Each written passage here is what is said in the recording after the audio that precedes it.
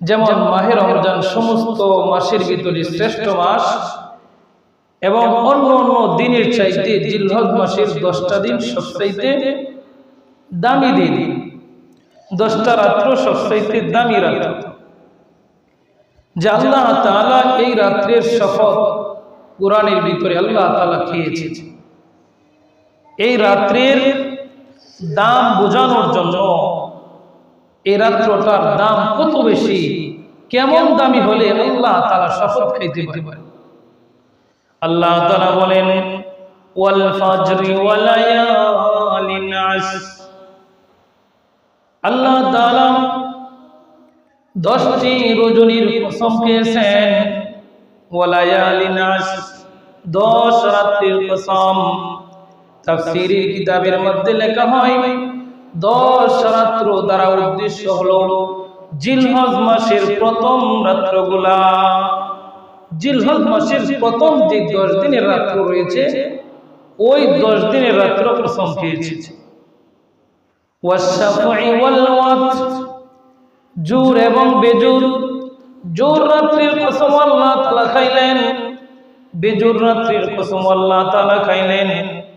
তার মানে জিলহজ মাসের চাঁদ যেই দিন থেকে উদয় হবে ওই দিন থেকে নিয়ে 10টা রাত্র আল্লাহ তাআলার কাছে অনেক দামি, আল্লাহ তাআলার কাছে অনেক মূল্যবান। সেই জন্য স্বয়ং আল্লাহ তাআলা প্রত্যেকটা রাত্রির কসম আল্লাহ তাআলা খেয়েছে। যেহেতু এই 10টা রাত্র দামি, আল্লাহ তাআলা এই জন্য 10 রাতের কসম খেয়েছে। সুতরাং এই 10 রাতের কদর আমাদের করার দরকার আছে না নাই? যেহেতু আজকে রাত্র থেকেই জিলহজ মাস শুরু হবে, এই জন্য আমাদের মন কান দিল খুলে শোনা দরকার, যাতে আমরা এই 10টা দিন আমল করতে পারি। এরকম ভাবে জিলহজ মাসের দিনগুলোর ব্যাপারেও আল্লাহর নবী হাদিসের মধ্যে বলেন, যেরকম ভাবে রাতের দাম আল্লাহর কাছে বেশি, ঠিক তেমনি ভাবে জিলহজ মাসের 10টা দিনের দামও আল্লাহর কাছে বেশি। আল্লাহর নবী হাদিসের মধ্যে বলেন, ক্বালা রাসূলুল্লাহ সাল্লাল্লাহু আলাইহি ওয়াসাল্লাম আফদালু আইয়ামিদ দুনিয়া, দুনিয়ার যত দিন রয়েছে সমস্ত দিনের ভিতরে শ্রেষ্ঠ দিন সমূহ হলো আইয়ামুল আশর, জিলহজ মাসের প্রথম 10 দিন। জুড়ে বলেন সুবহানাল্লাহ। হাদিস দ্বারা এবং কুরআন দ্বারা আমরা জানতে পারলাম জিলহজ মাসের দিনেরও ফজিলত রয়েছে, রাতেরও ফজিলত রয়েছে।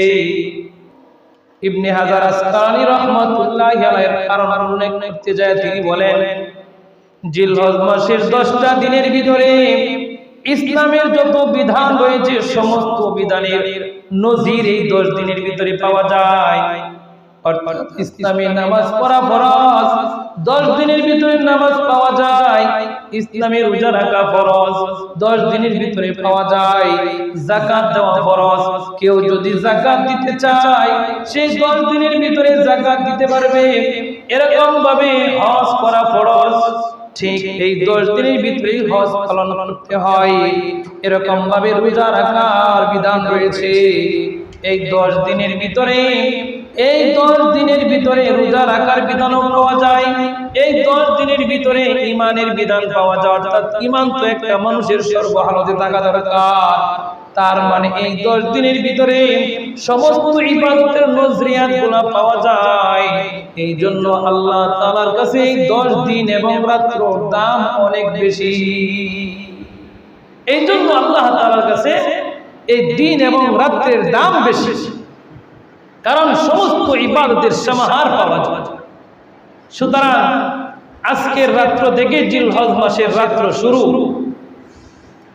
তাহলে এই 10 দিন আমরা কিভাবে কাটাবো?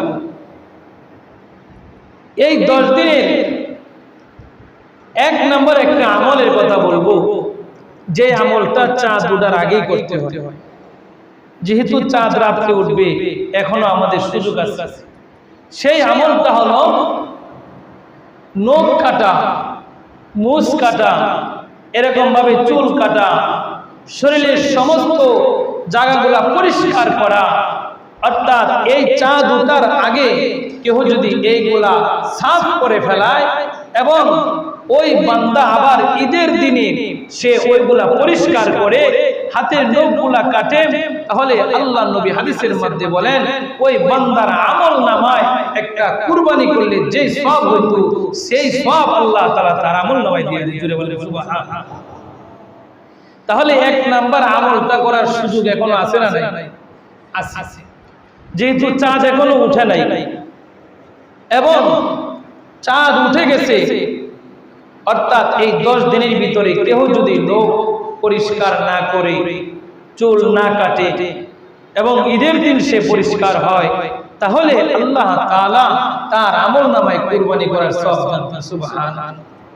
যারা কুরবানি করবে তারাও এই আমলটা করতে পারে, যারা কুরবানি করবে না তারাও এই আমল করতে।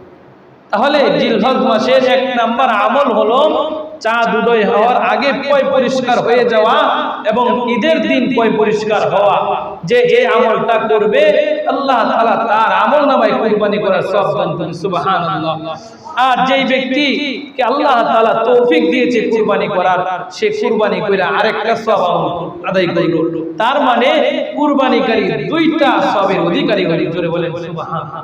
তাহলে ইনশাআল্লাহ এই আমলটা আমরা করব তো ইনশাআল্লাহ। 2 নাম্বার আমল জিলহজ মাসে রোজা রাখা। জিলহজ মাসে 10 দিনের ভিতরে ঈদের দিন ব্যতীত অর্থাৎ বাকি 9 দিন রোজা পালন করা। 2 নাম্বার আমল হলো যে ব্যক্তি 8 দিন রোজা রাখলো, জিলহজ মাসের 1 থেকে নিয়ে 8 দিন পর্যন্ত রোজা রাখলো। আল্লাহর নবী হাদিসের মধ্যে বলেন ওই ব্যক্তিকে আল্লাহ তাআলা এক একটা রোজার বিনিময়ে এক এক বছরের সওয়াব দান করে। জোরে বলেন সুবহানাল্লাহ। 1 বছর ইবাদত করলে বান্দার যে সওয়াব হবে, একটা রোজা রাখলে আল্লাহ তাআলা তার আমলনামায় সেই পরিমাণ সওয়াব দিয়ে দিবে। তাহলে জিলহজ মাসে রোজাগুলো রাখা দরকার আছে না নাই? অর্থাৎ জিলহজ মাসের 8 দিন 1 থেকে নিয়ে 8 দিন পর্যন্ত নফল রোজা পালন করা। যাদের তৌফিক হয়, যারা সম্ভব হয় তারা পালন করবেন। 8 বছরের গুনাহ আল্লাহ মাফ করবে। স্পেশাল ভাবে 9 তারিখের রোজা হাজী সাহেবগঞ্জ যেই দিন আরাফার ময়দানে অবস্থান করবে, 9 তারিখের রোজা কোন বান্দা যদি আমল করে, এটা হলো জিলহজ মাসের 3 নাম্বার আমল। 9 তারিখের রোজা কোন বান্দা যদি রাখে, আল্লাহ নবী হাদিসের মধ্যে বলেন ওই বান্দার জিন্দেগি পিছনের জিন্দেগি থেকে 1 বছরের গুনাহ মাফ করবে এবং সামনের অগ্রিম 1 বছরের গুনাহ আল্লাহ তাআলা মাফ করে দিবে। তাহলে কয়টা আমল পাইলাম? 3টা। 4 নাম্বার আমল জিলহজ মাসের এই 10টা রজনীতে কেউ যদি ইবাদত করে, 10 রজনীতে কেউ যদি ইবাদত করে, আল্লাহ নবী বলেন প্রত্যেকটা রাত্রিতে লাইলাতুল কদরে আমল করলে যে সওয়াব হয়, প্রত্যেকটা রাত্রির বিনিময়ে আল্লাহ তাআলা লাইলাতুল কদরের সমপরিমাণ সওয়াব দিতে থাকবে। কয়টা রাত্র? 10টা রাত্র। আজকে রাত্র থেকে শুরু হবে। 10 রাত্র কেউ যদি এরকম ভাবে নফল ইবাদতের মধ্যে খাটায়, নফল ইবাদত করে, তাহলে আল্লাহ তাআলা লাইলাতুল কদরের আমল করলে যে সওয়াব হবে সেই সমপরিমাণ সওয়াব আল্লাহ তাআলা দিয়ে দিবেন। সুবহানাল্লাহ। কয়টা আমল বললাম? 4টা। 5 নাম্বার আমল হলো এই জিলহজ মাসের 10টা দিন বেশি বেশি সিজদা করা। তার মানে নফল ইবাদতগুলো বেশি বেশি করা, নফল নামাজ বেশি বেশি করা। কারণ এক একটা সিজদার বিনিময়ে আল্লাহ তাআলা তার এক একটা দরজাত যে বুলন্দ করে দেন। জোরে বলেন সুবহানাল্লাহ। শুধু জিলহজ মাসে নয়, জিলহজ মাস ছাড়াও যদি কেউ আল্লাহর কুদরতি কদমে একটা সিজদা দেয়, আল্লাহ তাআলা তার এক একটা দরজাত, এক একটা মর্যাদাকে আল্লাহ তাআলা আরো উঁচু কইরা দেয়। জোরে বলেন সুবহানাল্লাহ। তাহলে জিলহজ মাসের 10 দিন কি করা? নফল ইবাদত করা, নামাজ পড়া। কি করা? নফল নামাজগুলা বেশি বেশি করা। এটা হলো 5 নাম্বার আমল। 6 নাম্বার আমল হলো যাদেরকে আল্লাহ তাআলা তৌফিক দিয়েছেন, টাকা পয়সার মালিক বানাইলেন, ওই বান্দা যেন মক্কা শরীফ হজ করতে যায়। জিলহজ মাসের 6 নাম্বার আমল হলো কি করা? হজ করা। যাকে আল্লাহ তাআলা টাকা পয়সা দিয়েছেন সে যেন মক্কা শরীফে চলে যায়, আল্লাহর ঘর বাইতুল্লাহ সে যেন তওয়াফ করে আসে। 7 নাম্বার আমল হলো আল্লাহ তাআলা যাকে তৌফিক দিয়েছেন এই দিনে কুরবানি করা। 10ম দিনে কি করা? কুরবানি আদায় করা। আমাদের সামনে কুরবানি আসতেছে। আমরা সবাই মনে করি জিলহজ মাসে চাঁদ উদয় হলেই মানে কুরবানি সামনে আমার পশু কিনতে হইব। 7 নাম্বার ইবাদতের কথা বললাম, কুরবানি পালন করা। 8 নাম্বার ইবাদত হলো যে নিজেকে গুনাহ থেকে বাঁচায় কি করা? নিজেকে গুনাহ থেকে বাঁচায় রাখা। তার মধ্যে এটাও তো একটা গুনাহ, সুদের টাকায় না কুরবানি দেন। মিথ্যা বইলা কুরবানি করা, অন্যের সাথে শরীক হইলাম, হালাল টাকা বইলা শরীক হইলাম, কিন্তু আপনার টাকার ভিতরে ভেজাল আছে আপনি নিজেও জানেন। এই কাজ কেউ করব না। হারাম টাকা যদি কারো কাছে থাকে এই টাকা দ্বারা অন্য ভাইয়ের সাথে শরীক হব না। আমার শরীর থেকে ঘাম ঝরানোর টাকা দিয়ে যদি আমি শরীক হইতে পারি তাহলে শরীক হব আমার দ্বারা, যাতে অন্য ভাইয়ের কুরবানি নষ্ট না হয়ে যায়। এদিকে আমরা খেয়াল রাখতে পারবো তো ইনশাআল্লাহ। তাহলে 8 নাম্বার ইবাদত হলো গুনাহ না করা, গুনাহ থেকে নিজেকে বাঁচায় রাখা। 9 নাম্বার ইবাদত হলো তাকবীর পাঠ করা। কি করা? তাকবীর পাঠ করা। আল্লাহু আকবার, আল্লাহু আকবার, লা ইলাহা ইল্লাল্লাহু, আল্লাহু আকবার, আল্লাহু আকবার, ওয়ালিল্লাহিল হামদ। এই তাকবীরগুলো জিলহজ মাসের চাঁদ উদয় হওয়া থেকে নিয়ে 13 জিলহজ পর্যন্ত আদায় করা, অর্থাৎ 9 জিলহজ থেকে তাকবীরগুলো পড়া হলো ওয়াজিব। ফজরের থেকে নিয়ে প্রত্যেকটা পুরুষ বান্দা জোরে জোরে তাকবীরগুলো পড়বে, এটা হলো ওয়াজিব। মহিলারা একবার হলেও 5 ওয়াক্ত নামাজের পরে একবার হলেও আস্তে আস্তে পড়বে, এটা তাদের জন্য ওয়াজিব। আর জিলহজ মাসের চাঁদ উদয় হওয়া থেকে নিয়ে 13 জিলহজ পর্যন্ত এই তাকবীরগুলো পাঠ করা হলো নফল ইবাদত। জিলহজ মাসের চাঁদ উদয় হওয়া থেকে নিয়ে আমরা এই তাকবীরগুলো পাঠ করতে পারি, এই তাকবীরগুলো বলতে পারবো। এমন কি আল্লাহর নবীর সাহাবী হযরত আবু হুরায়রা রাদিয়াল্লাহু তাআলা আনহু এবং হযরত ওমর রাদিয়াল্লাহু তাআলা আনহু জিলহজ মাসের চাঁদ উদয় হওয়া থেকে নিয়ে এই তাকবীরগুলো এরকম ভাবে পড়তেন, যেই রাস্তা দিয়ে যাইতেন ওই রাস্তা দিয়ে তাকবীরগুলো পড়তেন। যেই বাজারে যাইতেন বাজারে যাও আবু হুরায়রা এবং হযরত ওমর রাদিয়াল্লাহু তাআলা আনহু দুজন সাহাবী এরকম জোরে জোরে তাকবীরগুলো পড়তেন। যেই জোরে জোরে তাকবীরের আওয়াজগুলো অন্য মানুষের কানে যাওয়ার পরে তারাও পড়তে শুরু করলো। এমন একটা সময় চলে আসছে জিলহজ মাসের চাঁদ উদয় হওয়ার পর থেকে নিয়ে প্রত্যেকটা বাজারে দোকানে কাটে এই তাকবীরগুলো এরকম উচ্চ আওয়াজে পড়া হইতো যেন জমিনের ভিতরে কম্পন সৃষ্টি হয়ে গেছে। জোরে বলেন সুবহানাল্লাহ।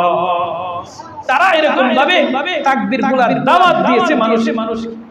জিলহজ মাস থেকে প্রথম চাঁদ উদয়ের পর থেকে নিয়ে এই তাকবীরগুলো তারা এভাবে পড়তো। সাহাবা ইকরাম একে আরেকজনকে বলতো। তখন এমন একটা সময় চলে আসছে চাঁদ উঠার সাথে সাথে আল্লাহু আকবার, আল্লাহু আকবার, লা ইলাহা ইল্লাল্লাহু, আল্লাহু আকবার, আল্লাহু আকবার, ওয়ালিল্লাহিল হামদ। এই তাকবীরগুলো সবাই পাঠ, দোকানে বাজারে সব জায়গাতে এই তাকবীর হইত।